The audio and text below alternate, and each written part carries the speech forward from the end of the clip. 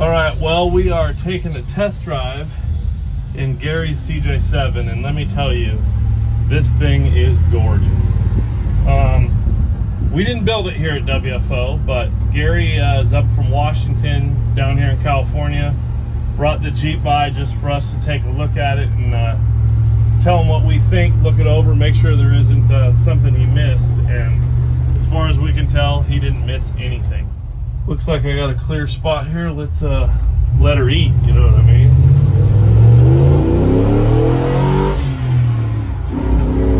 Woo-hoo-hoo! That's why you put an LS in a CJ-7. And just like that, you're doing 80. Well, thanks for letting me drive it, Gary. We'll pull off up here when we get back to the shop. We'll do a little walk around. I'll show you all the goodies. This thing is awesome. You never get bored driving an LS V8 CJ-7. And this one's even more fun because he's only on 33s, spring under. It gets it on. Why don't you swing around the back side here and look inside. I'll show you the inside first because this is one of my favorite parts of the Jeep. So, for the inside, he kept it just simple and classic. I mean, these are just the best top neoprene seats, front and rear. You got a Tuffy center console. Looks like he went with the 8-inch. Got the stereo inside of there. The factory CJ-7 rear hoop, keeping it nice. We got hardtop, hard doors. These are the later model hard doors, so they even got wing windows in them. He went with a nice stainless steel dash. And one of my favorite parts about this build, which I think we're going to start incorporating in all of ours, and we're learning a little bit here, is he just went ahead and went with all the speed hut gauges, you know, right out of the gate. These gauges are so much easier to work with when you're programming all the new electronic LS stuff, trying to get the engine tachometer right, you know, from 6-cylinder to 8-cylinder. It's just easy. Got air lockers front and rear in this, so we put the air locker switches down here, some accessory switches, USB. He went ahead and put in an I Did It tilt column, which is really nice. They have a bolt-in CJ tilt column from I Did It, and it is actually great. We haven't done that before. We've always searched down OEM ones, but we're running out of those. So this is probably what's going to happen on our next build. The other thing that this thing has different than what we normally do is Gary went ahead and put an AX15 in here. So we had an AX15 built. Now that is the transmission that would be behind like Jeep TJ LJ. It's a 5-speed. It's a lot stronger than a T5 or an AX5. And then he put the quick throw shifter on it. He also went ahead and twin sticked his Dana 300 with JB Fab custom twin stick knobs. And those look really, really clean to just kind of finish off the inside. There's nothing special, fancy. It's just old school CJ flair. Let's look under the hood because that's what you really want to see. So, a couple small details I've noticed he's done. He went with all of the blacked out hood hinges, windshield hinges. The headlight rings are blacked out. Underneath the hood here, this is what we want to see. So, there's that Turnkey 6-liter. And it fits in here really nice, really clean. The guy he had to do the wiring went to a newer style, small blade style fuse box and put it right here instead of going through the bulkhead. Mounted his ARB compressor right here. If you look over there, the Sanderson center dump headers, much like the Speedmaster ones that we usually use. And he did our same, wrap the passenger side exhaust just around the front of the oil pan, and 2-into-1 and single exhaust out the back on the driver's side.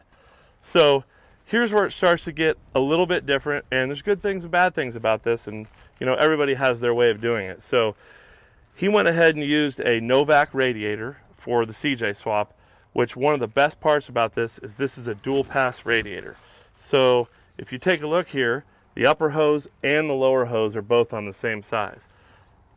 That means the water goes in the radiator, goes across half of the radiator, down through the other tank, and back across the lower half of the radiator. The nice thing about having a dual pass radiator is, if you noticed on our other LS swaps, we have to bring the radiator hose across the top right here. gets in the way of the intake, gets in the way of a fan shroud. So with that dual pass, cleans everything up. So he's brought the air intake right here on the inner fender, about the same place where we normally do this. One thing you will notice is the electric fan in there. So Novak likes to do an electric fan and a shroud, and this makes it just simple and easy, fitment purposes. It stays really cool. It's 100 degrees today and it's not getting hot. So there's definitely more than one way to skin the cat. I just don't like to hear the electric fan making noise and worry about like a relay going out or something. So that's completely up to interpretation, but it's done really well, really clean. Another thing, you got a small diameter dual diaphragm vacuum brake booster and the same Corvette disc master cylinder that we always use. So I always go right away from the dual diaphragm vacuum and go to Hydro Boost because we know Hydro Boost are going to work good. But I will tell you that in this Jeep with just a 44 rear axle and a 30 front with disc, it stops amazing. So the brakes are 100%, the cooling's 100%, the horsepower is amazing, and the handling's actually really good too.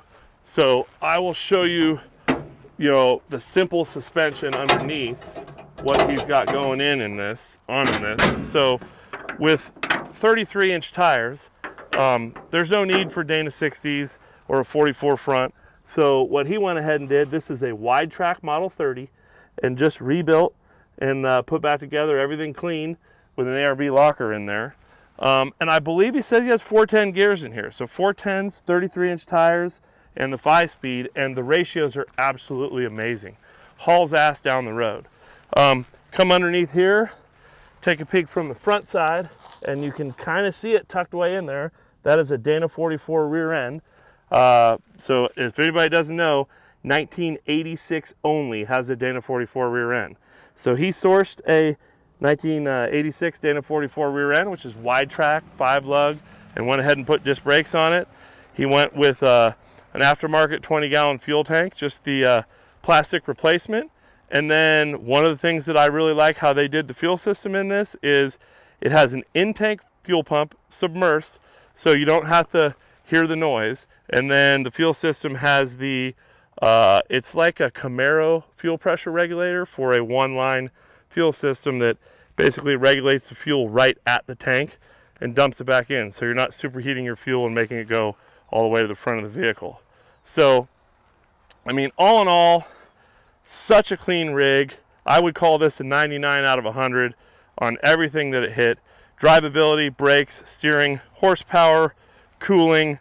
It just doesn't get any better than this. And all we did is kind of tune in the steering a little bit, make a couple small changes for him, but really Gary accomplished this all on himself and with the guys he was working with, and this is probably one of my top 3 CJs that I've ever driven. So what do you think about that? Have a good day.